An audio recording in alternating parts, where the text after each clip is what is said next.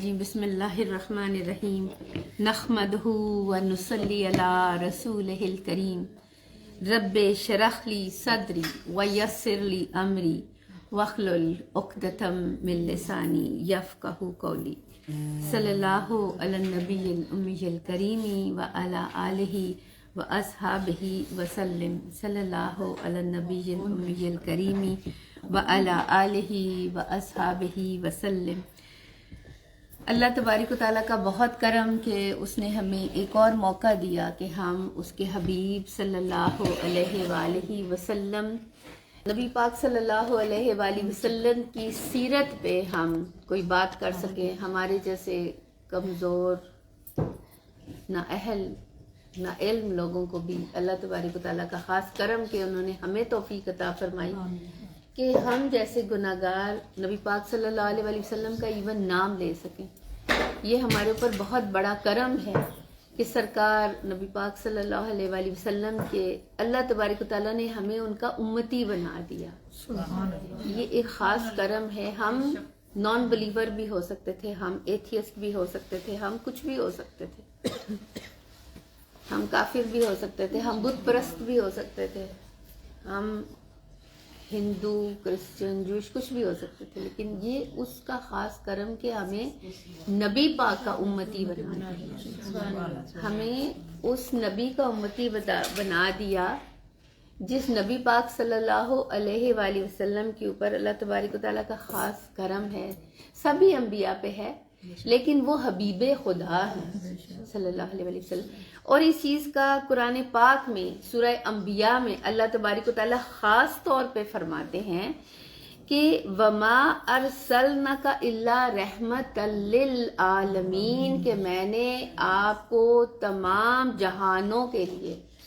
Science تو اب discover کر رہی ہے کہ بہت سارے جہان ہیں، سائنس تو اب ڈسکور کر رہی ہے کہ بہت سارے سورج ہیں، سائنس تو اب ڈسکور کر رہی ہے کہ بہت سارے ستارے ہیں، سیارے ہیں اور گیلیکسیز ہیں اور یونیورسز ہیں، لیکن اللہ تبارک و تعالیٰ نے، کیونکہ جس نے کریٹ کیا اس کو تو پتہ ہے کہ کیا کیا بنایا، تو اللہ تبارک و تعالیٰ نے تو یہ سب کچھ بنایا ہے، اور بنایا کس کے لیے ہے؟ اپنے حبیب کے لیے۔ تو اللہ تبارک و تعالیٰ نے اپنے حبیب کا نور جب اپنے نور سے پیدا کیا، کوئی بیچ میں جب اللہ تعالیٰ ہمیں پیدا کرتے ہیں تو فرشتوں کو حکم دیتے ہیں کہ اس شخص کی پیدائش کر دو، اس شخص کو بنا دو، پھر وہ سلسلہ پورا آگے سے سلسلہ چلتا ہے، یعنی ہمیں آرڈر پہ بنایا گیا، لیکن نبی پاک کو خود اپنے نور سے پیدا کیا، کوئی درمیانی چیز نہیں تھی، کوئی فرشتے اس میں ملحق نہیں تھے، کچھ اور نہیں تھا، کوئی ایسا وسیلہ بیچ میں نہیں تھا، ڈائریکٹ 1 to 1 معاملہ تھا۔ تو جب اللہ نے اپنے نور سے اپنے حبیب کو پیدا کیا تو پھر اللہ تبارک و تعالیٰ نے چاہا کہ جس طریقے سے وہ اللہ تبارک و تعالیٰ، جب ہم کوئی چیز کریٹ کرتے ہیں یا کچھ کوکنگ کرتے ہیں یا کوئی چیز بناتے ہیں تو ہمارا دل کرتا ہے کہ اس کو اپریشیٹ کیا جائے۔ جب ہم گھر ڈیکوریٹ کرتے ہیں، سب کی دعوت کرتے ہیں، بھئی آئیں دیکھیں خوبصورت گھر بنایا ہم نے۔ جب کوئی کوکنگ خاتون کرتی ہے اس کا دل چاہتا ہے کہ لوگ سب کے ہاں واہ کیا خوبصورت کوکنگ کیا، کیا خوبصورت جوڑا سلائی کیا۔ تو اللہ تبارک و تعالیٰ نے جب اپنے حبیب کا نور اپنے نور سے پیدا کیا تو اللہ تبارک و تعالیٰ کہ وہ محبوب خدا ہیں، اور اللہ تبارک و تعالیٰ نے چاہا کہ اس کو کوئی اپریشیٹ کرے۔ اللہ تعالیٰ کی جو بیسٹ آف دا کریشن ہے نبی پاک صلی اللہ علیہ وسلم، تو انہوں نے پھر یہ سارے کا سارا جہان کریٹ کیا، اور ہمارا مقصد حیات کیا ہے کہ نبی پاک صلی اللہ علیہ وآلہ وسلم کی کو اپریشیٹ کرنا اور اس کا شکر ادا کرنا۔ اور اس کا ذکر بھی قرآن پاک میں موجود ہے کہ آپ شکر ادا کریں اللہ تعالیٰ کی نعمتوں کا۔ تو یہاں پہ سورہ انبیاء میں کیا فرماتے ہیں اللہ تبارک و تعالیٰ کہ ہم نے آپ کو تمام جہانوں کے لیے رحمت بنا کے بھیجا۔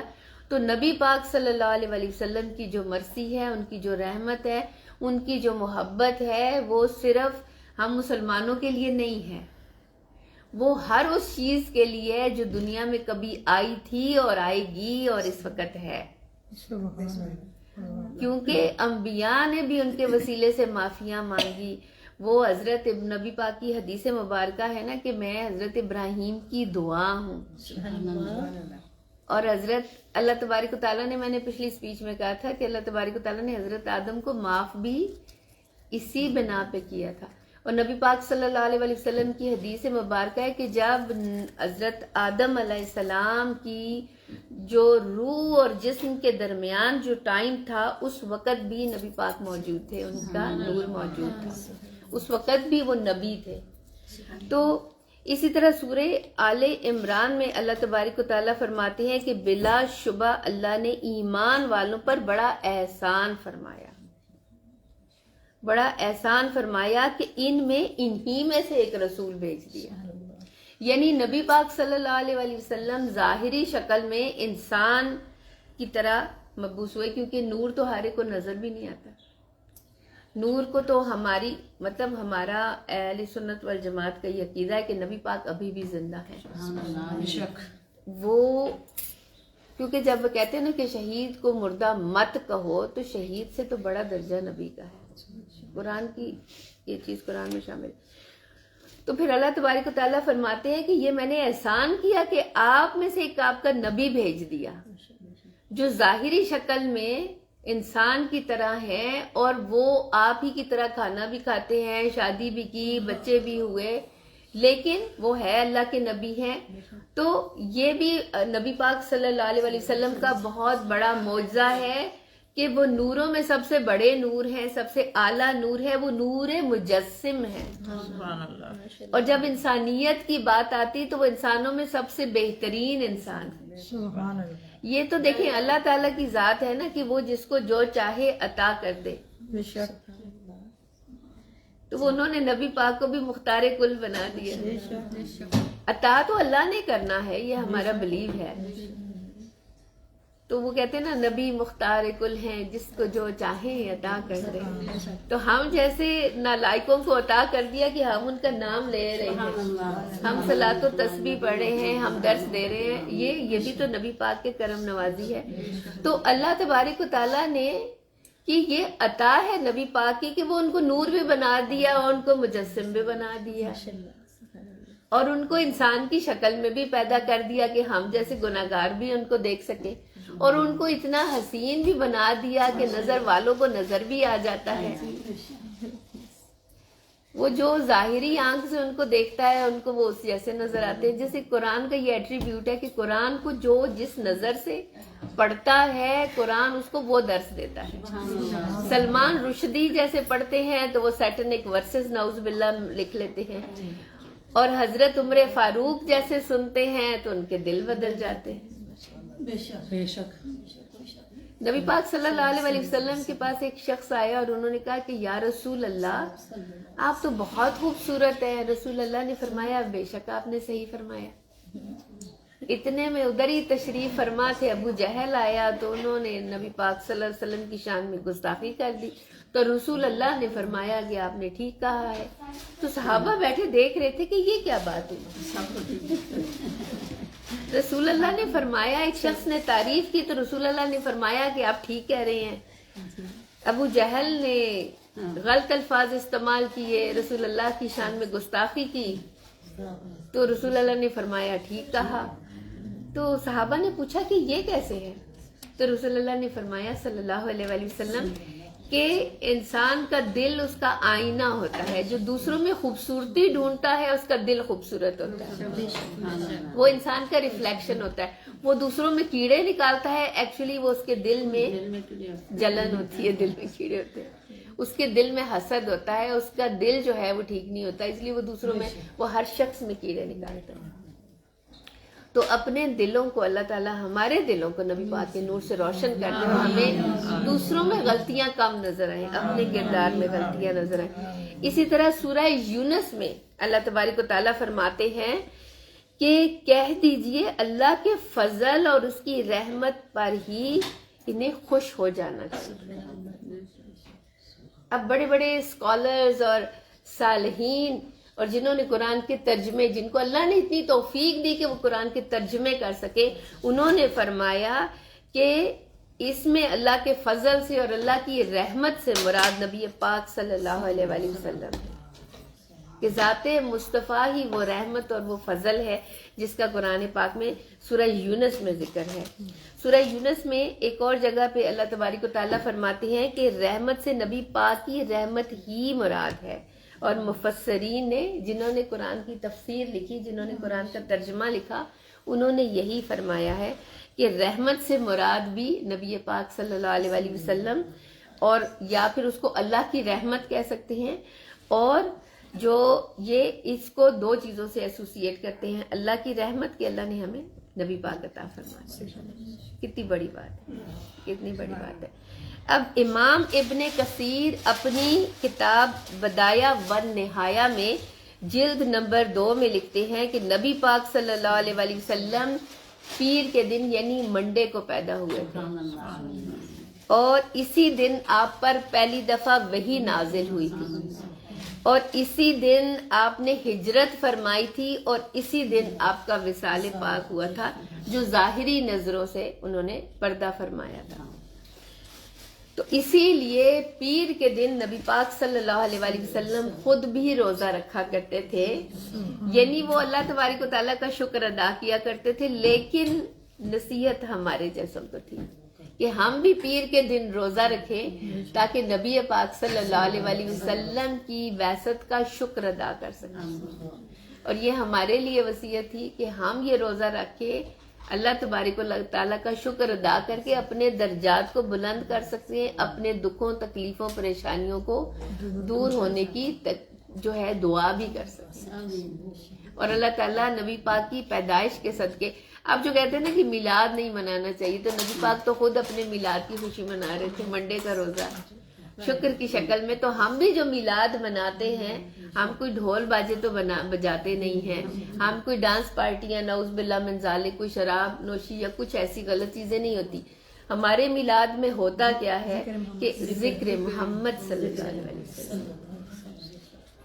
تو نبی پاک نے شکر کے طور پہ ہر منڈے کو روزہ رکھتے تھے۔ ہم تو نالائق قسم کے لوگ ہیں، سال میں ایک دفعہ میلاد مناتے ہیں تو اس پہ بھی اعتراض کر دیا جاتا ہے، کچھ لوگوں کو تکلیف ہو جاتی ہے، بڑی تکلیف ہو جاتی ہے۔ تو منڈے کا روزہ اگر ہم میں سے کوئی بھی رکھ سکے تو ہمیں رکھنا چاہیے۔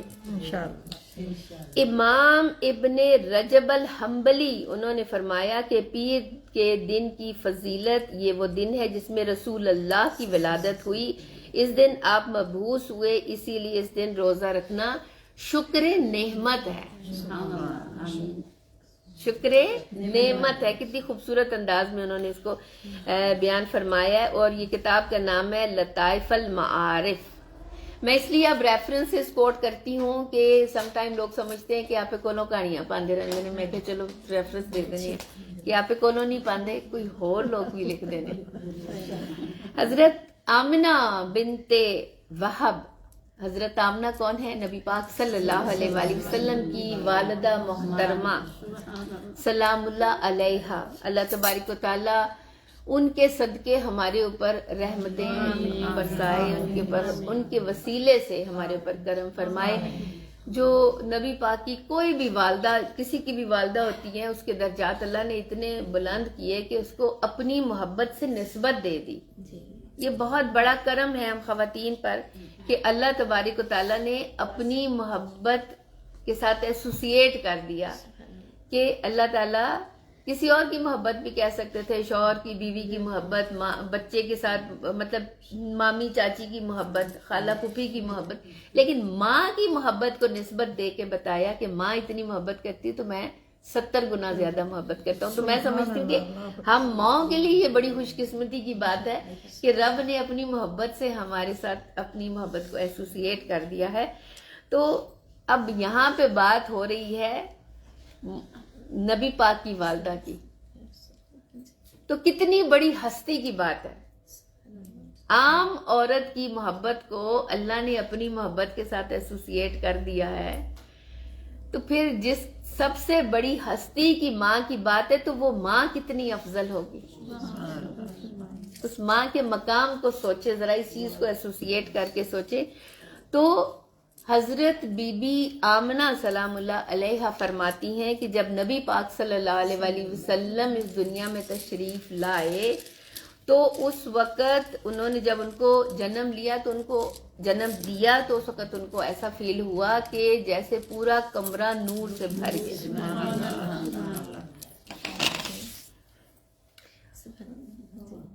وہ طیبہ طاہرہ صدیقہ فرماتی ہیں.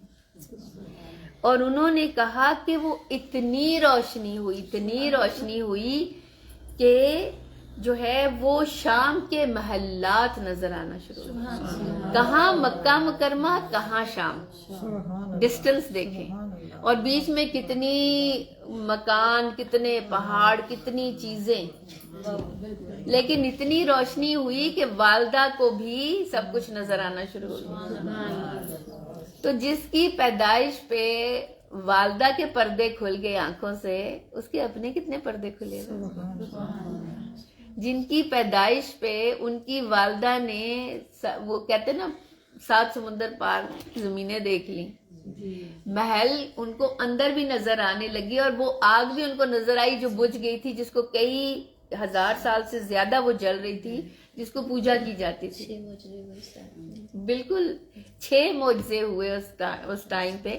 تو اس میں ایک یہ بھی معجزہ تھا کہ وہ ایک ایسی آگ تھی جو اتنے سال سے 1000 سال سے زیادہ ہو گئے تھے اس کو جلتے ہوئے, لیکن وہ آگ کوئی بجھنے نہیں دیتے. یہ جو مجوسی ہوتے ہیں نا جو آگ کی پوجا کرتے ہیں, تو وہ جب اس کو بجھنے نہیں دے رہے تھے, لیکن جیسے ہی سرکار کی پیدائش وہ آگ بجھ گئی. تو یہ جو واقعات ہیں کہ نبی پاک کی والدہ کے پردے کھل کے ان کو اتنا کچھ نظر آیا, تو کیا حضور کو کچھ نظر نہیں آتا؟ تو کچھ جو لوگ کہتے ہیں کہ جی نبی پاک کو دیوار کے پیچھے کچھ نظر نہیں آتا, میں تو کہتی ہوں سرکار کے غلاموں کو بڑا کچھ نظر آتا ہے. سرکار کے غلام یہاں بیٹھ کے امریکہ اور کینیڈا اور پاکستان بہت کچھ دیکھ سکتے ہیں, تو کیا سرکار کو نہیں نظر آتا ہوگا؟ یہ تو ان کو کچھ عطا ہی نہیں ہوا, تو ان کو کیا نظر آنا ہے؟ جس کو کچھ عطا ہوتا ہے وہ تو کہتا ہے کہ سب کچھ نظر آتا ہے. تو یہ بات ہے کہ حضرت امام ابن القیم فرماتے ہیں کہ اللہ تعالیٰ نے اپنے نبی کی بعثت اور ولادت کے ذریعے انسانیت کو سب سے بڑی نعمت عطا فرمائی. دنیا کی سب سے بہترین نعمت کیا ہے؟ سرکار نبی پاک صلی اللہ علیہ وسلم. تو اس کا حوالہ ہے زاد المعاد, کوئی کتاب ہے ان کی جس میں انہوں نے اس کا ذکر کیا ہوا ہے. اور صحیح مسلم میں اور کتاب الصیام میں حدیث پاک ہے کہ اس دن میں پیدا ہوا اور اسی دن مجھ پر وحی اتاری گئی, یعنی منڈے کو. یہ اب نبی پاک کی اپنی حدیث جو ہیں وہ صحیح مسلم میں یہ حدیث ہے. اور حضرت عیسیٰ علیہ السلام کی بشارت ہے کہ میں اپنے بعد آنے والے ایک رسول کی بشارت دینے والا ہوں جن کا نام احمد ہوگا. اور یہ سورہ صف میں اللہ تبارک و تعالیٰ قرآن میں بتاتے ہیں کہ حضرت عیسیٰ علیہ السلام نے جس نبی کی پیدائش کا ذکر کیا, بشارت دی, خوشخبری سنائی, وہ اب دیکھیں کتنے مزے کی بات ہے کہ حضرت عیسیٰ علیہ السلام قاصد ہوئے. ہمارے ہاں کوئی خوشخبری سناتا ہے نا تو قاصد ہو گیا ان کو, یعنی میسنجر بنا کے بھیجا گیا کہ وہ میسج دو پبلک کو, لوگوں کو بتاؤ کہ ایک نبی آ رہے ہیں, پہلی تیاریاں کر لو. اور اس میں یہ بھی فرمایا گیا کہ یہ لوگ نبی پاک کو ایسے ہی جانتے تھے, ان کی کتابوں میں بار بار نبی پاک کا ذکر تھا جیسے ہی اپنی اولادوں کو جانتے ہیں. نبی پاک کی صفات سے واقف تھے, نبی پاک کی شکلیں ماشاءاللہ جو ان کی خوبصورت بددعا کا جو چہرہ تھا اس سے یہ لوگ واقف تھے. نبی پاک کے معجزات سے واقف تھے, نبی پاک کے ٹائم لائن سے واقف تھے کہ کب آئیں گے. اور بہت سارے جو جب ہم یہ واقعات انشاءاللہ پڑھیں گے تو جو مجوسی تھے یا بہت سارے جو راہب تھے وہ انہوں نے اسی لیے وہ فوراً اسلام بھی لے آئے. سیم نائٹ میں ان سب کو نالج بھی ہو گیا تھا کہ سرکار آ گئے. روحانیت ان لوگوں میں بھی تھی نا, علم تھا ان کے پاس, ان کا اتنا علم تھا.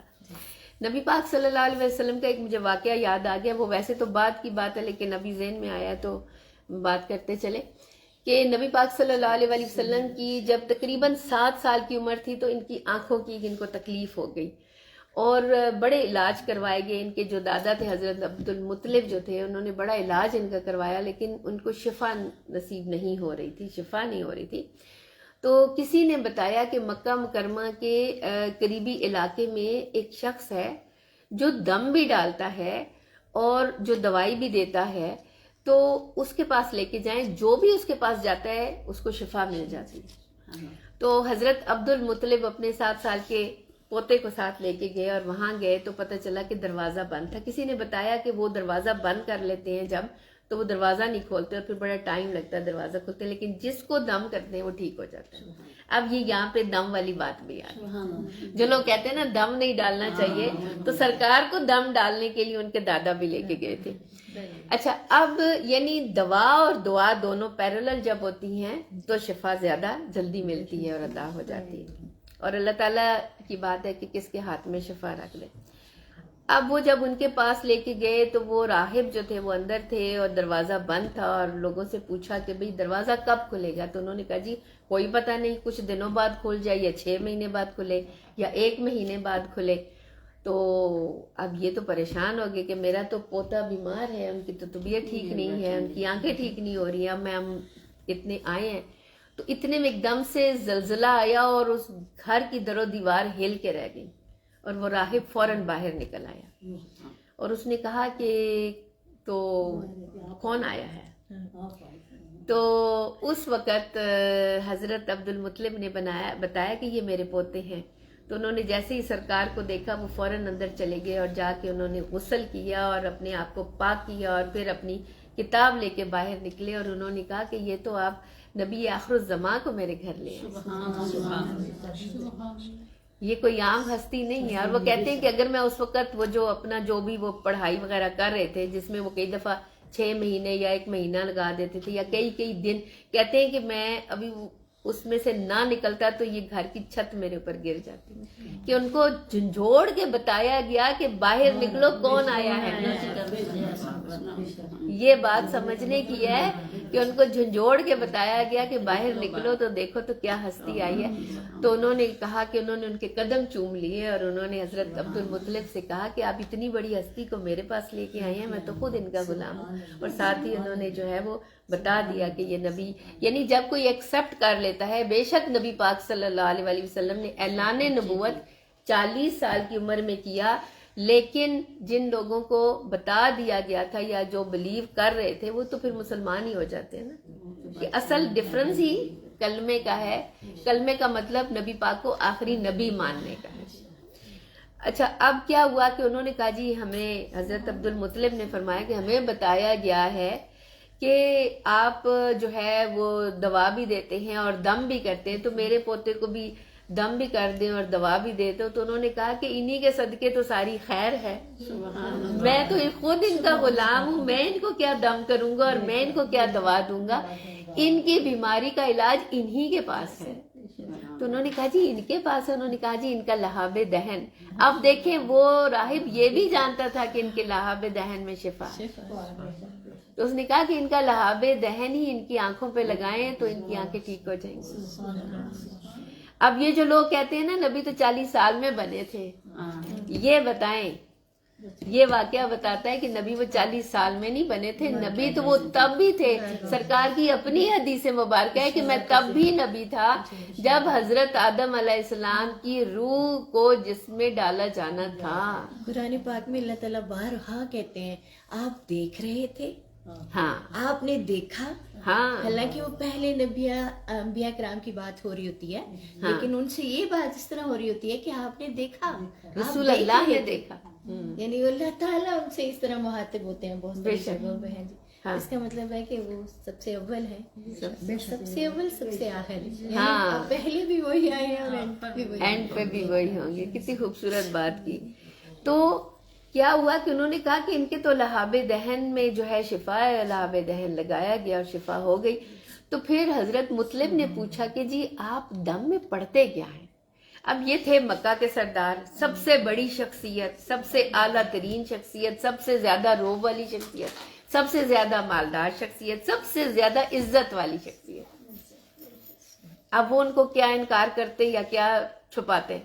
انہوں نے کہا جی میں تو آپ ہی کے پوتے کا وسیلہ دے کے دعا کرتا ہوں تو میری دعا قبول ہو جاتی ہے، کہ میں جب کسی کو دم ڈالتا ہوں تو میں کہتا ہوں کہ اے اللہ تبارک و تعالیٰ، یہ جو آپ کا آخری نبی آئے گا جو رحمت للعالمین ہوگا، جو سب سے اعلیٰ و عرفہ ہوگا، جو محبوب خدا ہوگا، اس کے وسیلے سے اس بندے کو شفا دے دیں تو بندے کو شفا مل جاتی ہے۔ سبحان اللہ، آمین ثم آمین۔ تو سرکار سے پہلے بھی ہم تو سرکار کے وسیلے کو مانتے ہی ہیں، میں اور آپ، کیونکہ ہم تو ہے ہی اہل سنت والجماعت، الحمدللہ، یہ بھی کرم ہے۔